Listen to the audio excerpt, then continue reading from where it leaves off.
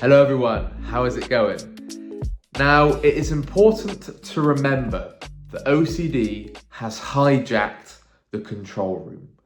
OCD is looking to hijack your life, everything. Your thoughts, your feelings, your sensations, your symptoms, everything. But you must remember that OCD is a belief disorder. It is taking orders from your beliefs, hence why we break down your irrational beliefs associated to your core fears, with the aim to become more rational and apply unconditional acceptance. Therefore, OCD starts to unlatch because the beliefs are starting to shift. But in this video, I want to cover how OCD will make it feel as real as it can possibly get. Never underestimate that. It will truly make it feel as real as it can possibly get. That is the nature of this disorder, and that is how it operates. So anything that you do not want to feel, OCD can mimic. OCD will make that feel real. It can then give you that feeling. That's how it will operate. That's how it works. And anything that you do want to feel, OCD will numb. It will nullify. It can take that away. And it's very good at doing that. And this is especially relevant for attraction fears and attraction themes, such as HOCD, ROCD, anything where your attraction is doubted. Anything where you're unsure of attraction, whether that's to your partner, whether that's to somebody of the opposite sex or the same sex, OCD can throw that into jeopardy very quickly because it's hijacked the control room. It's hijacked all thoughts and feelings. So I'll give you an example. So let's say you're suffering with HOCD and you really do not want to feel attracted to somebody of the same sex. Now, because OCD knows your beliefs are something like this, it knows that I must not feel attracted to the same sex and I cannot feel attracted to the same sex. It just cannot happen to me. Well, what will OCD then do? Well, it's then going to mimic feelings of attraction and arousal. It's then going to bring on feelings of love or romance or affection. It's then going to be doubting every feeling that you feel towards somebody of the same sex. And it will do that via making it feel as real as it can possibly get. Okay, and this is why people with HOCD tend to fight feelings. This is why they tend to check feelings. This is why they tend to try and forcefully feel a certain way when they're looking at somebody of the same sex or the opposite sex, because they are desperate to feel or to not feel a particular way. But OCD sits back, it rubs its hands and thinks, anything that they do not want to feel, let's bring it on. Let's mimic that. Let's make it feel real. And anything that you are desperate to feel, it will take away from you. It will pull it away from you. And that's just how this disorder operates. So gaining knowledge on this disorder is key. But we have to look at the beliefs involved and the demands that you're placing of how you should feel and how you must feel. And I want to feel this, therefore I must feel it. And how all those irrational demands are all part of the problem. And OCD is taking orders from those demands that you are holding. It's also taking a look at how you're catastrophizing certain feelings towards particular people. Let's use the HOCD example. If you are catastrophizing feelings of attraction towards somebody of the same sex and saying, oh, it's just the worst thing ever. Oh, it's terrible if I'm attracted to somebody of the same sex. It's awful. It's unbearable. I just couldn't possibly stand it. The worst thing ever. Life isn't worth living. Terrible. Then, of course, OCD is going to love that. It's going to cause carnage. It's going to run riot. It's going to have a field day.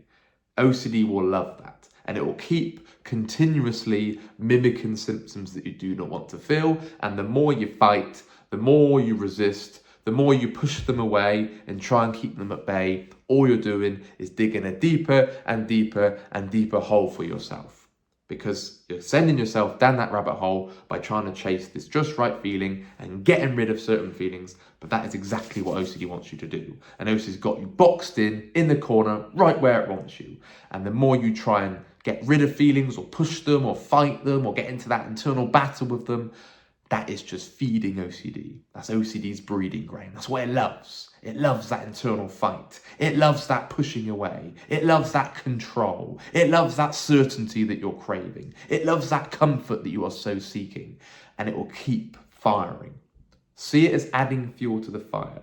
When you are desperate to feel a certain way or desperate to not feel a particular way, OCD loves that. It rubs its hands and thinks, right, let's do the opposite. Okay, this is especially relevant with ROCD as well. ROCD is very common. You are not alone suffering of ROCD. Okay, ROCD is very sneaky because what it will do, it's going to leave you feeling totally trapped.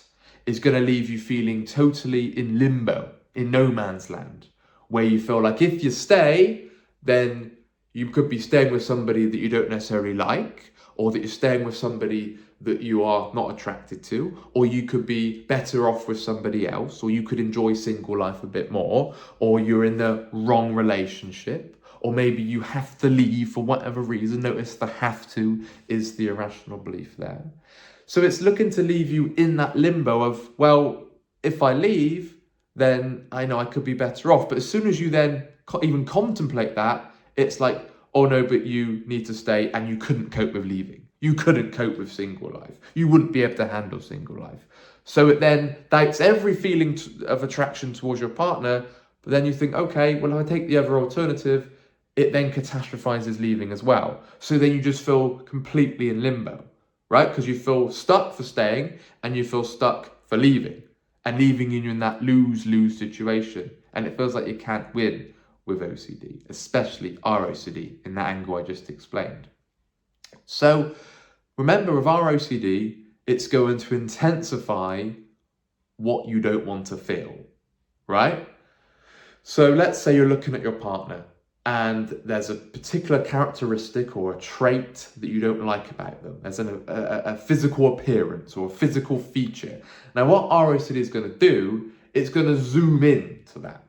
It's going to hyper focus on that and it's going to hone in on it, right? And it's going to amplify and intensify the feelings around that particular thing.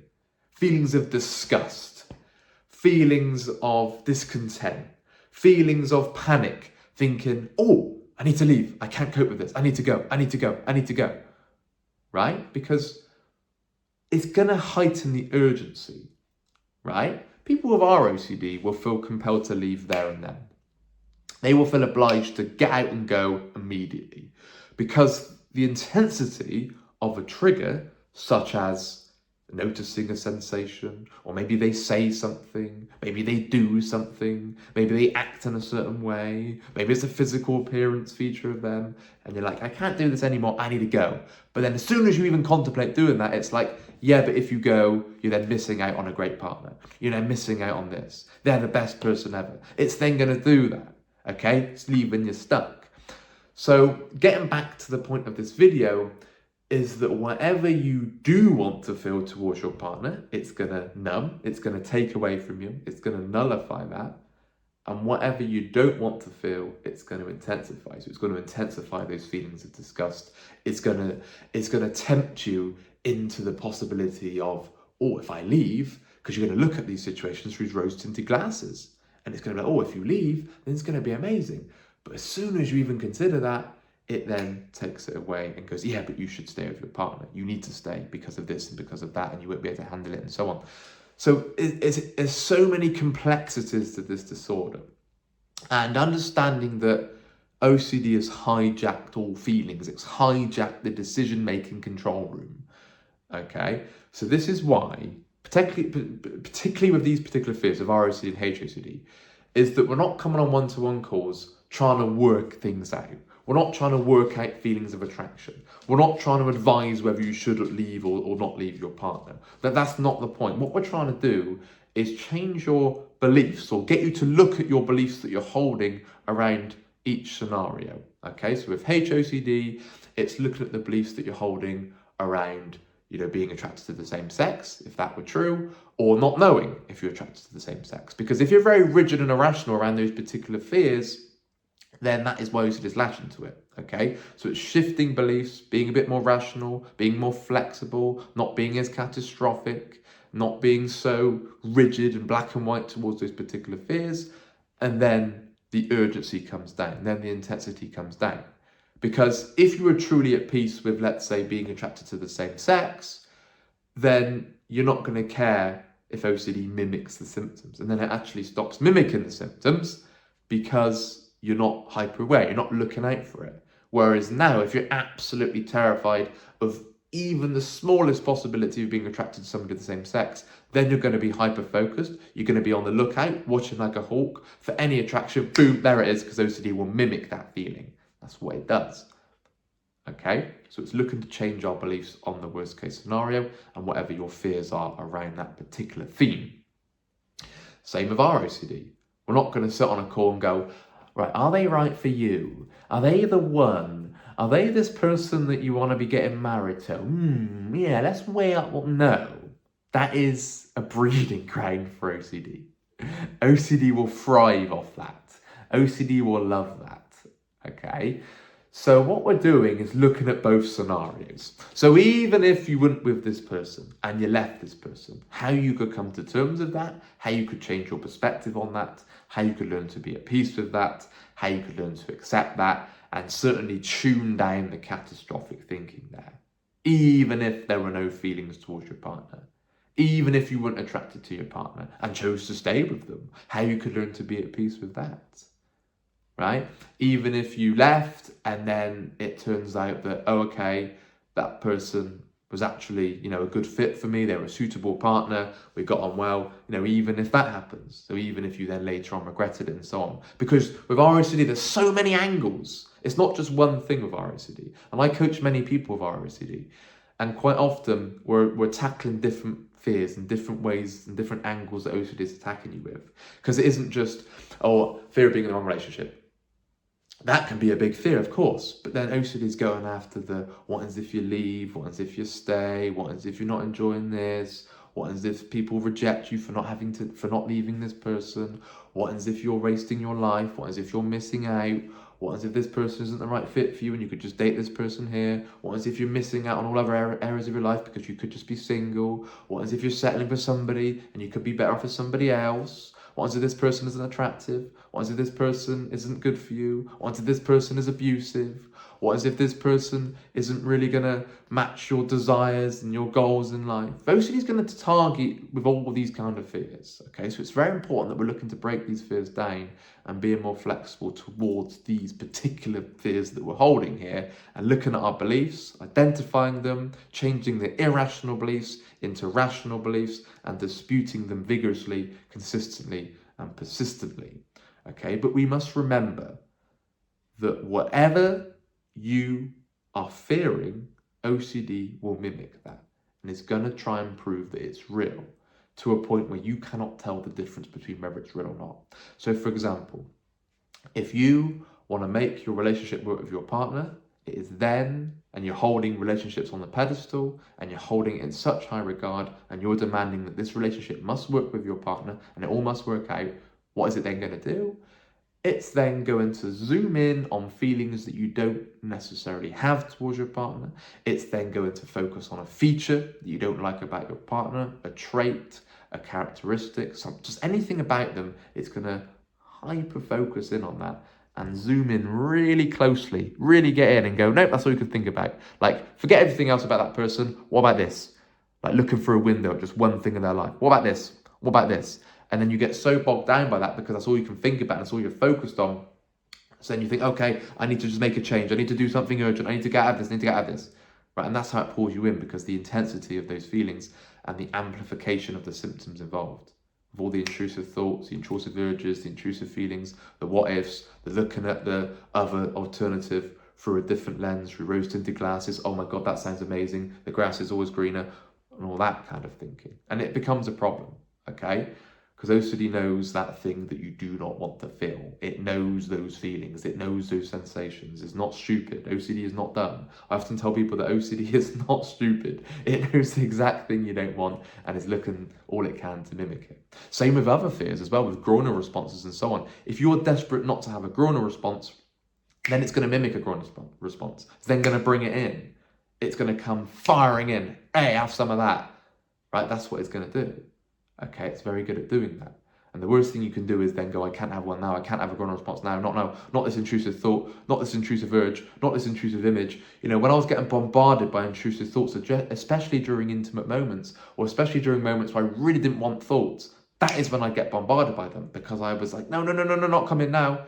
But then as soon as you say that, OCD hijacks the thoughts, hijacks the control room, boom, and then it chucks them in. And that's how it operates, and that's what it does.